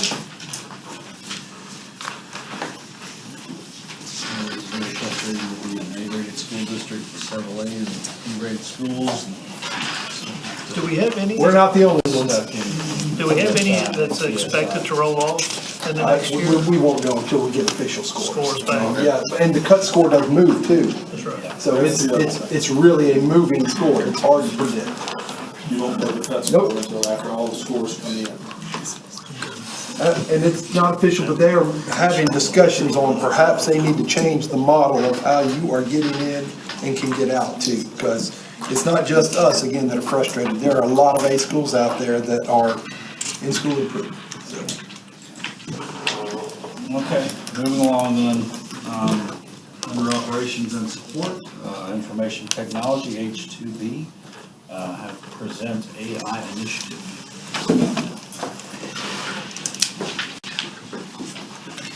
So Mr. Baggett said I had about an hour to tell you all. As everybody leaves. But I did ask Chris to come because this is going to be one of my big initiatives this year district-wide, is the utilization of AI. As Mr. Lee knows, I was very skeptical years ago, but I have come around and I can see now how it can be beneficial, not only for our students, but our staff, okay, and helping them plan, prepare, deliver a differentiated instruction. There's disaggregate data. There's so many things that it can do to help our teachers, to give them more one-on-one time instructing our students. So with that being said, sorry, Chris. So to kind of let you know where we are as far as AI goes, Moore's Law in technology says that technology will double itself every 2 years, and that's computer technology. Every year, AI grows 120%. So it more than doubles every year. And so this is where our world is at. So with that being said, the question is, why AI in K-12? Well, the first thing is because AI is the future of most jobs. Matter of fact, I read an article just the other day about there's a pipe fitter shortage across the United States. So there's companies out there, they are actually creating an AI computer that hooks to a welder. You tell it what needs to go through the pipe and all the specifications. You hook this thing to a pipe, you get them set together, it welds whatever weld needs to go for that particular pipeline. And so now somebody who has no welding experience can now be a pipe fitter. And so that's just one area, and this is touching every job out there now. There's some jobs that are going to be obsolete in 10 years because of AI. So with that being said, if we're not at least showing it to our students, we're kind of leaving them behind a little bit. So, and another thing is the federal government is actually pushing for us to start showing. So, I mean, this is coming from a federal level also saying, hey, we want you to show. 75% of schools have this year made AI a focal point for their schools. 75% across the country. So, the next slide, Magic School AI is what we chose. And the reason we chose it is because it was made by K-12 people for K-12 people. And so what that means is educators came together and put this thing together so that it makes sense for education and for our uses here. one of the things we love about this is that you don't want your students to use AI for everything. You want them to actually know they know the concepts without depending on AI. This allows teachers to control when that student can and cannot use AI. So they have to turn it on for them to be able to use it. And we've got all other AI blocked. So another thing is, it does not use our data to train their model. So that means that they don't absorb our data and use it to grow their massive cloud. So our data stays within our stuff. So that means it is FERPA compliant. So the biggest things it's going to do is it's going to allow teachers to save time on daily stuff. One of the things I know that keeps every conference I go to, one of the things they talk about, and I'm technology. I'm not from educational background. That's why I have Brandy in my department, so she can tell me what I don't know. But one of the things they always say is you got students who are on different levels of reading in a classroom. Well, what you do is you tell this AI what your students are struggling on, and it will create a lesson plan geared to strengthen that student's reading. And teachers need to look over the lesson plan, but it does the lesson plan for you. And that's just one example. I mean, it can do this for all kinds of stuff. It can even do stuff for like ACT stuff. You put in the ACT standards and say, hey, the student's falling behind in this, and it can give you things to help out with that. So it's very powerful. It will be a learning curve for teachers to learn, but once they learn it, it can significantly reduce their preparation time. Let's go to the next one. What we're doing to implement it, our ed tech department has made this one of their top priorities. Of course, getting teachers ready for school and making sure new teachers know how to use everything is top priority, but this is right underneath that. And that might not sound like a lot, but the next slide shows that our ed tech, I had to boost them up a little bit. Since we've had the ed tech department, our teachers' competence in integrating technology has gone up 70%. And we've had a growth when it comes to integrating technology. Believing in integrating technology is important. Aware of the resources we have is growing 60%, and teachers familiar with what technologies they have in their building is 61%. So when I say the ed techs are working to implement Magic School AI, they are really meeting one-on-one with teachers. They're making sure they know it. They're making sure not only that they know how to use the program, but how it fits in their everyday teaching. So personalized stuff. So what we're looking at next on our radar after we implement this is something like Nexus. What Nexus does is Nexus is not for teachers. Nexus is for the administration office of the school district. And one of the things that they said is what Nexus will do is it's so powerful when it comes to data and deep data dives. It's something Magic School can't touch. But you would be able to load the accountability score, the matrix for how they calculate your accountability score, put in all your student data from all these different resources that we have, Mastery Connect, iReady, all the state test scores. You'll be able to put it in there and ask it the simple question, what's the quickest way to raise our accountability score? And it'll go through and tell you your low-hanging fruit, and then it will tell you, what things you need to focus on in the long run. And so I believe that's something that could very much help, so like our curriculum department and stuff like that. Because the speed at which it does the data stuff is scary fast. So, are there any questions?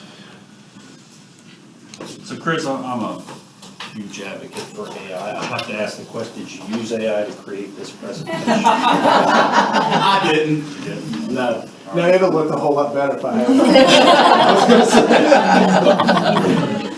No, I have been studying and watching this AI thing and been, you know, I don't know how many of you use AI on a daily basis. It's you download an app and you can tell it or ask it pretty much anything and it will give you, you know, it eliminates hours of research and hours of preparation. You can create a slideshow like this in a snap of a finger. What I want to caution about is about us becoming so dependent on AI that we lose things like reasoning and critical thinking skills, because those problem-solving skills were I have seen in recent news articles how it's creating a gap. Yes. As our students rely more and more on AI, their ability to think independently and reason and rationale on their own is going away, it's eroding. And so I want us to be careful when we approach this, that we don't just throw it in there. We have to have a very good ethical approach to it from an educational standpoint. And that's why Magic School AI stuck out to us, is because it gives the teachers control. Teachers can turn it off and say, I need to see how you would figure this out, not how AI would figure it out. And so that was a key thing. But yeah, what you're talking about, I mean, it's a nationwide epidemic. I mean, it started before we had all this, even with social media and stuff. We saw a downgrade in what the reasoning skills and stuff. So to add to that with Magic School, when the teachers do give the students access to the student room with the bots that they have allowed the students to use, the students will not get a correct answer. It's a conversational piece. It's more of a tutor and not a what's the answer. One of the other initiatives we're going to be pushing across the district, I think that will help offset what you're talking about. We're going to be doing a lot more writing in all classes, in all schools. I think that's something, I don't care what is coming in the horizon, the ability to read, write, and reason is going to be ongoing throughout humanity as far as I can see. So this will help teachers, I think, in developing writing prompts per student and what their needs are. It will also help with grading, because when you do a lot of writing, as a former teacher, and those that are teachers, you understand it takes a long time to critically evaluate writing and give quality feedback to students on what was well and what they could do better and why. AI can instantaneously help kids with that. And one of the things about this is they say you got to take the 80-20 rule. It will do 80% of the work, but the teachers have to finish the 20%. So, yeah. And as a former non-reading teacher who helped support the reading scores in our school, it will help those non-trained teachers of how to teach a kid how to read and comprehend. It allows the students and that teacher the support to provide that instant feedback. So you will probably hear some complaints about the volume of writing we're going to do, but we're going to change that in the fabric of how we practice in our district. And it's going to be in all classes, not just in the English class. But we feel it's imperative that kids do more writing. We think it's just going to help them, obviously academically, but it's going to help them prepare so much more after they leave our school district. It's just something we've got to do early and do often all the way through graduation, we feel like. So will the two AIs communicate or the data transfer? So, no, they won't. But what you can do is take the stuff that would come from Nexus and say, hey, these are the things you need to do. And you can take it to Magic School AI and say, help me build lesson plans based upon the data I got from here. So. Good question, Mr. I recognize we need to embrace AI. You know, I know that it is something, I'm not reluctant at all in any way. Don't get me that wrong. I just want us to make sure that we do it in an ethical way, and in a way that fosters the individual abilities and creativity of students and their critical brain and thinking abilities. Because, you know, back when we just had typewriters, we didn't have suggestions and autocorrect and grammar checks and all that. You know, you kind of had to think about those things and learn those critical skills. And I think that those tasks are eroding at an alarming rate with social media and it kind of irritates me when I see a text message that isn't properly punctuated and capitalized. So that's just me talking. Sorry about that, lady. I gotta keep that. So that's married to an English teacher. In technology, in our schools, so we offer technology through the CTE. And what do we offer in technology in the high school class, in the high school buildings? Do we, will the AI filter into technology courses that we currently have? Do we have special technology courses currently? Not for AI. No, I mean, just regular. Do we have regular? So most all of our technology classes are gonna be CTE. Even stuff like engineering and stuff falls to CTE. Well, Now, we have, I'm just thinking basics, the spreadsheets, Word documents. So that's taught at the majority of it is taught at the 8th grade level in our cyber foundations. And they have revamped their standards for this upcoming school year to include AI, and AI is embedded throughout the entire school year. How to use it ethically, how to continue to build your problem-solving skills and things like that. Unfortunately, the state hasn't pushed it further down or up necessarily, but that's where the biggest curriculum push is. In addition to that, in our E-rate cybersecurity training for our students, we use InfoSec IQ. We have used Common Sense Media in the past for that training for K-12. They have partnered with InfoSec IQ and they've integrated AI training in that E-rate training, and we're gonna be pushing that out district-wide this year as well. So it'll be a little at the very beginning of the school that they have to do. But I'll let the curriculum department and the CTE talk about the embedding in the AI and the rest of the curriculum. But that is something that we're doing. And I recognize that these are very important skills, highly sought after skills to instill in our kids. I know we have the Mississippi Artificial Intelligence Network that's nearby. That's a statewide initiative that involves all the universities and a couple of community colleges throughout the state.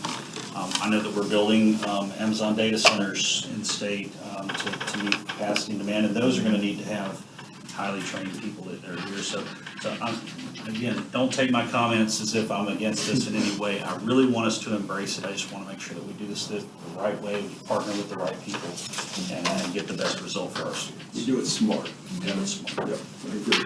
We want to be intelligent about artificial. and that is one thing, Magic School AI, because it was made by K-12 people, they have the same feelings you do, and so they built that into their platform. Very good. Thank you, Chris. Okay, that takes us to food services then. Item H3C, approve sealed bid results for pizza delivery services. Everybody's looking at me, but we were, Delivery services. yes, we were one of the last school districts to get on board. It's more of like a special day. Pizza Hut did win. There's a Domino's Smart Slice also, but they did not submit a bid. But our district's unique because I did not want to do this if we could not do it across the board. And finally, we were able to find someone who would bid and deliver to all 3 attendance centers. It's just gonna be like once a month per school. They're seeing it in other districts surrounding us, just be a fun good participation for us. And it's good on like a delivery day for our staff because they're, be a lighter workload day, a good day for us to have a cleaning day. So we're gonna see what it's gonna be like this school year, and we'll set up, so we already have like a pizza day for K through 8 every Wednesday, so we'll put the calendar out there and the principals and school students will know what day is their Pizza Hut pizza day. But we've got some pretty good pizzas on our state bid, but we were able to still participate in this because these are coming in hot, ready, and being delivered. So. You think we could have one delivered to the board We meeting? Well,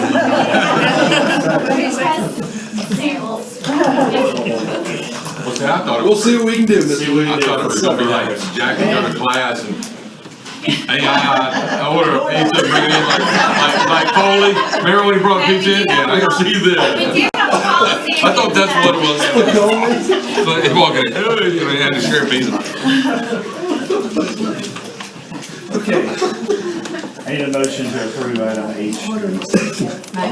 Motion by Ms. Peterson. Second by Ms. Smith. Any other discussion? All in favor? 16th section leases. Item I2, approve the lease assignment from Hero to Ferguson. Motion for item H, I2. Motion. Mr. Howell, Second. by Mr. Davis. Any discussion on this item? All in favor? 5. I believe that takes us down to. I did want to make a comment about the feeding program this summer. I heard very good things. Yes. About the boxes of food from all different levels of economic status. So it was a very positive program. Yeah, lots of praise on social media. We had so many volunteers who gave our students in the district community service hours. Really did help our staff. So how many meals did we? Well, buy? June, I don't have it printed out, but we're gonna have close to 500,000 whenever, we're still working on that July claim. So that's breakfast and lunch combined. But yeah, Wow. it's been great. Okay. Need a motion to approve consent agenda items. Motion. Motion by Ms. Peterson, Second. second by Ms. Smith. All in favor? Mr. Daggett. Thank you, Mr. Lee. I've got a few things I need to go over tonight. I'll try to be brief. I know it's been a long meeting. First of all, you've got your drug testing results for the year. They came in May, and it seems like it's going to be tomorrow, Ms. Glass, and we'll be back at it again, won't we? So, but the program we think has been very successful in identifying some kids that need help and getting them the help they need. And we hope to shrink those numbers even more as we move forward in the future. But I think it's a good program, money well spent, and we have allocated the money we need to for this upcoming year to continue it. And we will continue with our reports to you. Moving on to the planning minutes. This past meeting, we had quite a bit happening with the Jackson County Planning Commission. So a couple of things that jumped out. In St. Martin, Admiral's Landing Phase 1 has been approved now, and if you haven't been out there, it's underway, consisting of 44 single-family lots. So we continue to have growth out there in the St. Martin area. The Greens at Gulf Hills is in Phase 2, a final plat, and it's out in the Gulf Hills golf course area. 35 single-family houses coming on board out there. We had a couple of minor subdivisions that were just like 3 parcels. One was on Potty Call Road and Potty Call Bayou Road in Van Cleve. And then the other was 3 parcels, and that one was in the Wade area. So a few minor ones there. One other that came up that I saw further down in the minutes, Gulf Coast Development Design LLC has requested a zone change to request a zone from general agricultural to single-family residential on Old Fort Bayou Road in Latimer. So I don't know exactly how many that could be, but there was a lot of discussion on both sides of it, literally a page of discussions. There, it sounded like there was a large vocal group that showed up, but the motion did carry 5-2, so there's going to be continued growth in that area right there. Is just north of I-10 from Fort Bayou? No, I think this is another area further up in Latimer. I think the more. The one. No, it is, because it has a sign out there on Old Fort The Bayou. one you're talking about, I actually spoke to Randy about that. They were trying to reduce it down to a more dense area, and the community came out and said, no, we want to keep it as it is. And so they voted to keep it, it's 1 house per acre. What they were talking about doing was going 4 to 5 houses per acre, and they didn't feel that that was what was wanted in the area, so actually the board voted it down, and they're gonna keep it as that, so. But he did tell me while I was talking with him, he said, you're gonna continue to see a lot of growth, both in St. Martin and especially in Van Cleve once the highway opens, but, they are actually, making a lot of changes as far as the roads go, even as far as connecting, Goshen Van Cleve and making a direct corridor connecting to Old Fort Bayou. They're in the process of working on that, and also that I did not know this.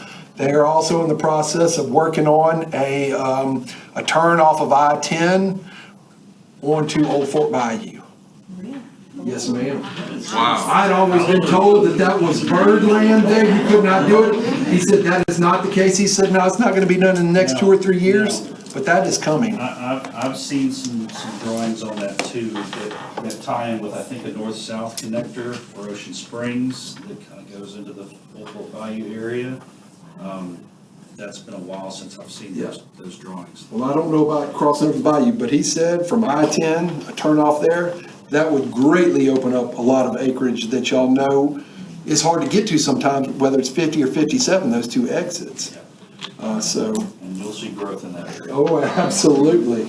I mean, I think you'll see heavy growth. So, but on the light side of that, I spoke to 2 superintendents this weekend they've got demographers because they're concerned with the house growth in their districts.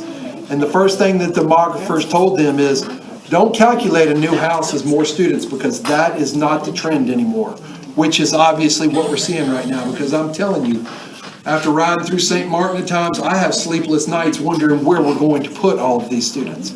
With that being said, Mr. Labata and I have walked the buildings this summer. Even if we have students showing up, we've got places to put students now. But I do think we need to plan ahead. I talked to one of our local districts that are getting ready to build some additional elementary classrooms and was pleasantly surprised at how much the bid came back on those. So even if we don't want to go for a bond, again, Amber and I have been working on, and we will continue to work on paying down that 3 mil note. So if and when we get to that point, and we decide we want to add some classrooms, whether it's to elementaries, middle or high school, that we will have funding to do so and not have to necessarily go for a bond. And we could build a significant amount of classrooms, I think, in each attendance center and do so. We've been very frugal and wise spending our money on infrastructure and athletic facilities, so that's not something we would have to do. I'd say we've got a good 5-year plan, and we continue to work that plan into the future. And with that money, if we choose to do so here in the next couple of years, we can add some classrooms, even close down some old buildings if we want on some of our schools. So I feel good about where we are. Now, a couple last things. I've got some dates I want to run by you. This is a busy next 2 weeks, I'm going to tell you right now. So, in-person registration tomorrow. Just a reminder, if anybody's listening, you can still register online tonight if you want to and don't have to come to in-person. We've had it open for 3 months now I cannot tell you how many times we've reached out to parents to remind them you can register online. But we will have it open at each one of our high school gyms. We're going to have a one-stop shop, so those families that have multiple kids spread across multiple schools, all they have to do if they're doing in person is show up at the gym and they can register their kids all at one spot. So it was very successful when I did it in Starkville, and we're going to do it here as well. Also this week, Thursday and Friday, we've got our administrative retreat. Thursday and Friday at our CTE, our gracious host, Mr. Covington. It's got a nice facility, and our directors and assistant superintendents have been hard at work trying to get ready for presenting to our administrators not only what we think they're going to need, but also things they would like to hear from and learn more about as well. So that will be Thursday and Friday. Teachers return Monday. Just a reminder, we have CTE ribbon cutting that Monday as well. The first one is at 9 o'clock in St. Martin. The second one that afternoon is 1 o'clock in East Central. So Mr. Covington's done a good job of reaching out to our local partners, whether it be business and industry, our local community college, and everyone else, our legislators that have helped us with this process. So we're really excited. I think you're going to be very impressed of the facilities that we have developed for those kids that don't necessarily need or want to go to college. We can help prepare them for good, high-paying jobs immediately out of high school or for a short time in our community college, who we are partnering with. We've been partnering with them through this process too. So we're really excited to see what the future holds for our CTE programs. Also a reminder, convocation next Wednesday, East Central, Dr. Tibble, we wanted to break her in right. So first weekend, she gets to host a convocation at East Central High School. So we're really excited. I think Ms. Holmes was giving her some advice on seating and how to get everybody in the East Central gym. So we're excited for that. And it's hard to believe, but a week from Friday, students will be back. And I'm going to be honest with you, I cannot wait for them to come back. It's not that I don't have enough to do in the summertime, there's plenty, but I got into the business because I love working with kids and love working with teachers. So when they come back, it makes me a very, very happy man. So that concludes my report for this evening. Does anybody have any questions? Can we get an update? I know you said coming in on the floor waxing. I've had several calls. Oh, and we've had conversations even 10 minutes up before the board meeting, yes. Actually, I've got a ton of text messages right now. So, we're getting there. So, coming from the company, we've met with them several times. They ran out of wax to begin with. So, he said put them a couple days behind, trying to get the wax in. They weren't able to field the crew they thought they was gonna field. They think someone having 10 crews come in and knock everything out, and then they could scrounge around 5 crews and, kind of, but, they're getting there. When I leave here, I'm gonna go over to one of the schools and check, because he assured me he'll be there tonight working. And then Dwayne texted me right now, he's at another campus, so we're getting there. But I know those elementary school teachers want to get in there, they want to get the classroom together. We want them in there. And we want them in there, we want them in there, and I hate it took this long, but, we're working. Is it just the East Central crew that's behind? No, ma'am. They're all behind. Yes, ma'am. And, it may be everything's done but 2 classrooms and everybody leaves. And we'll just finish these 2 classrooms and move along, and so. Turn the building over. We try to keep the teachers out while they're waxing, then when they might get there and slip and get hurt, or walk on a wet floor, and then you gotta go back and wax it again, but it's getting time. I know it is. We're equally frustrated, I can assure you.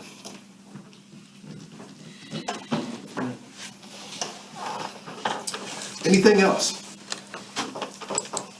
Okay, that's it. Thank you, Mr. Lee. All right, so with the start back of school session, means that roads are going to be crowded and clogged. So for anybody who is left watching this maybe on YouTube, plan to leave a little early that day.